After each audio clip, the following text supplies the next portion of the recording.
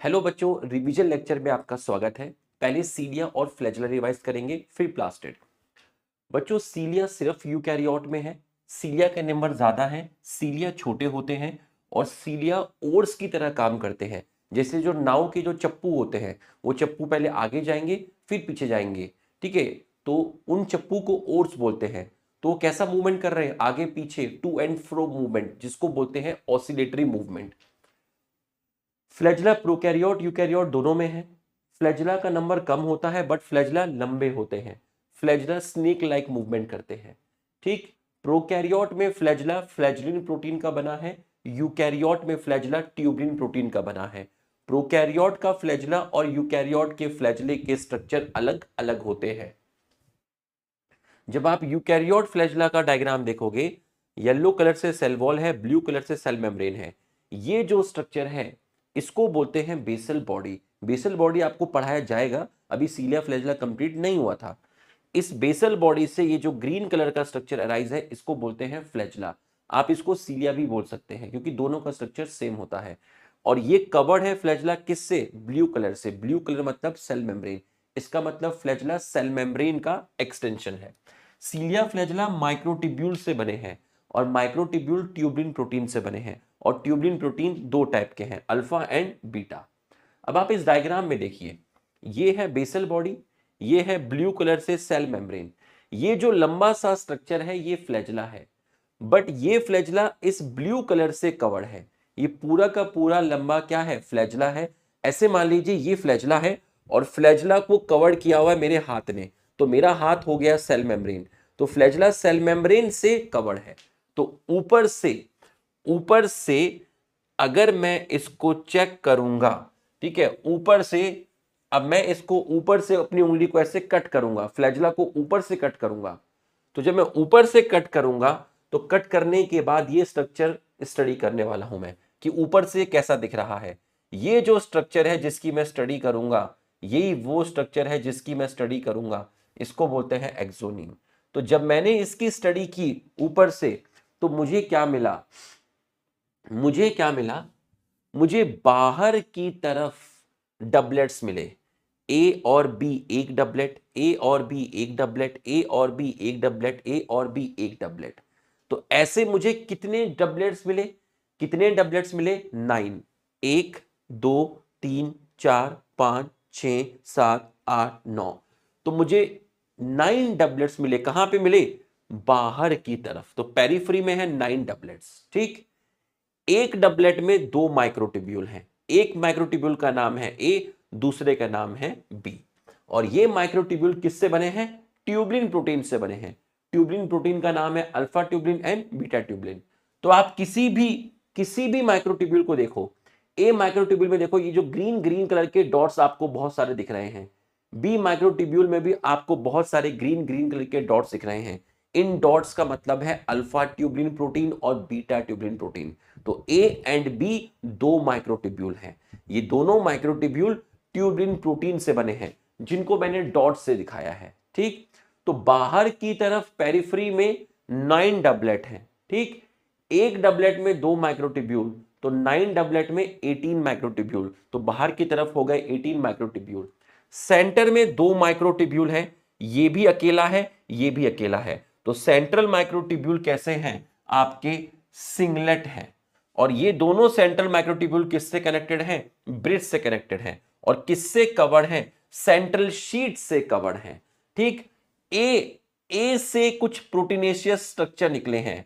ए microtubule से डंडे निकले हैं, बी से नहीं निकलते, सिर्फ ए से निकलते हैं।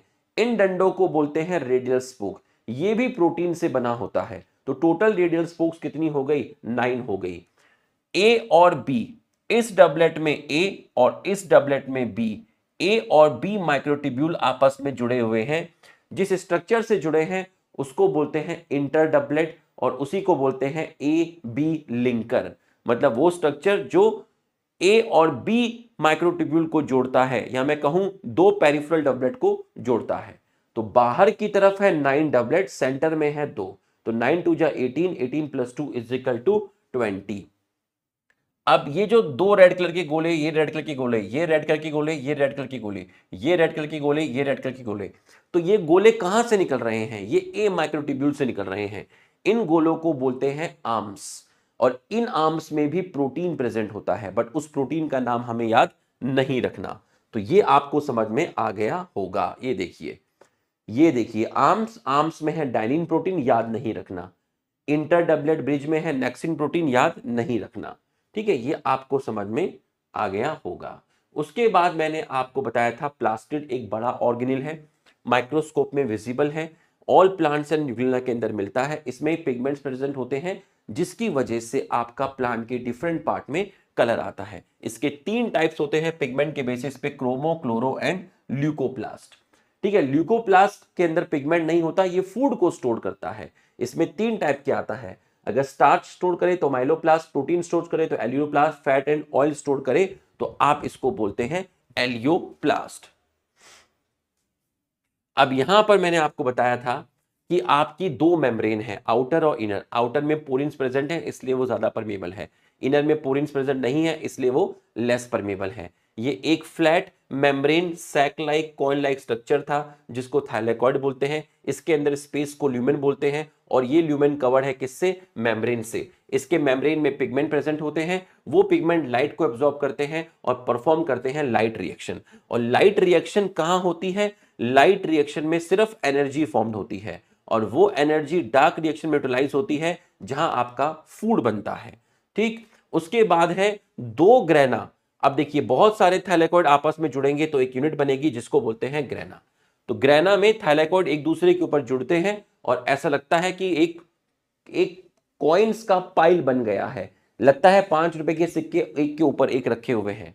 ठीक, 2 ग्रेना को जो ट्यूबुलर स्ट्रक्चर जोड़ता है उसको बोलते हैं स्ट्रोमल लैमेला। ये जो खाली खाली जगह है इसको बोलते हैं स्ट्रोमा। स्ट्रोमा को कवर किया है इनर मेम्ब्रेन ने। स्ट्रोमा में एक छोटा सा डबल स्टैंडर्ड सर्कुलर डीएनए है और आरएनए भी प्रेजेंट है। आरएनए कहां से बनेगा? डीएनए से बनेगा। और 70s राइबोसोम प्रेजेंट है। तो ये तीनों के तीनों मिलकर प्रोटीन की सिंथेसिस कर सकते हैं, इसलिए क्लोरोप्लास्ट को भी सेमी ऑटोनोमस ऑर्गेनेल बोलते हैं। ये पूरा का पूरा डेटा है जो आपको याद करना है कि क्लोरोप्लास्ट में पिगमेंट भी मिलते हैं, क्लोरोफिल ए मिलता है, कैरोटिनॉइड मिलता है, कैरोटिनॉइड में कैरोटिन और जेंथोफिल आते हैं। ये जो दोनों पिगमेंट हैं ये मेन पिगमेंट नहीं होते, ये एसेसरी पिगमेंट होते हैं, और क्लोरोफिल ए मेन पिगमेंट होता है। क्रोमोप्लास्ट के अंदर क्रोमोप्लास्ट का कलर रेड हो सकता है, येलो हो सकता है, ऑरेंज हो सकता है। तो जो चिलीज और टमाटर हो गए, आपके कैरेट हो गए, जो रेड कलर के हैं वो क्रोमोप्लास्ट की वजह से होते हैं।